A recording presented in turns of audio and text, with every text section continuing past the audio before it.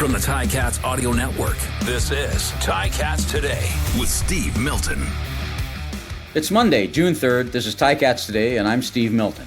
So, it's now week one of the new CFL season, and the Ticats, back in Tim Hortons Field after 3 weeks at McMaster, are laser-focused on their opening game in Calgary Friday night.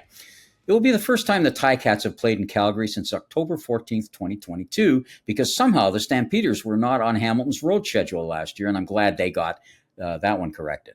There's a special ring to this because that 2022 game was the first time that the Ticats had won in Calgary in 18 years. Yes, that is correct. 18 years. That wasn't a slump. It was a coma. Not many people, especially Albertans, will be thinking about that rare 35-32 Hamilton comeback victory because that was then and this is definitely now. And the makeup of both teams has been significantly altered. And among the major alterations is that Bo Levi Mitchell will be starting for the Tiger Cats. Back in 2022, he was in his final year of a brilliant tenure in Calgary, where he rewrote several league and franchise records. But he didn't play in that 2022 game as Jake Maier had already replaced him. But they will start against each other on Friday night. Mitchell has demonstrated that the swelling in his right leg, which concerned a lot of Ticat Nation a month ago, is like that Ticat win in 2020 in Calgary, a thing of the past. And he's concentrating on leading the Ticats to an all-too-rare opening day win. But he's also a human being with 360 vision, and he is aware of the realities. He's coming back to a city which embraced him and his wife Madison, and later their children Ellie and Lakeland, for a decade. A city where he continued that long, almost interrupted line of quarterbacks who evolved into earning a table with a view in the CFL's Club of Elites. You can go to our newsfeed at ticats.ca to read our print story on more of this, but here's Mitchell today looking ahead to his return to Calgary. I mean, I'm pretty excited. Something I wanted to happen last year, but the year of suspense, I guess makes it just a little bit bigger. I talked to JB about it because I was so happy for him watching him play last year in BC. Just kind of the way he approached it. I love the way he did it. He didn't talk about it that much. Just went out there, executed, and then, kind of said his piece after. But I mean, the thing is, I have no ill feelings about anything that happened over there. So if anything, I'm just excited to go play in front of the fans and a stadium I've played in a lot and I'm very familiar with, obviously. Just ready to go get my first win there.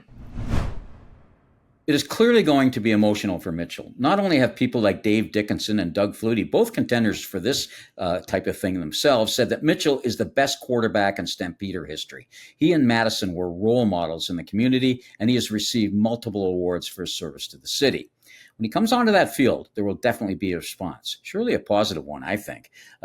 Dave Dickenson, his former head coach, thinks so and told Ticats Today the very same thing in an email over the weekend. I'm going to quote him on this one, and here's his quote. I think Calgary wants to see Bo, Dickenson wrote to us. I think they're going to welcome him back. He was a big part of what we've been in our success, and I do believe he'll always be remembered as a Stampeder.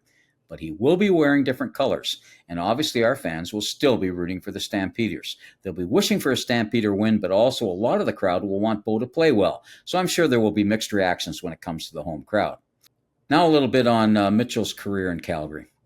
He arrived in Calgary in 2012 from Eastern Washington, where he led the school to its first ever Division I AA national title. And before that, he spent 2 years under former Ticat head coach June Jones at SMU.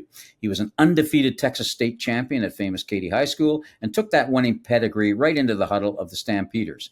After playing sparingly in 2012 and a lot more in 2013 when he was behind Kevin Glenn and Drew Tate, he became the starter for 2014 and promptly set a league record for a first-year starter going 12-1.